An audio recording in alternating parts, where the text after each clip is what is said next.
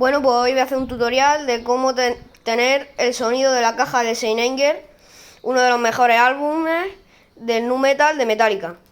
Voy a ver cómo se hace.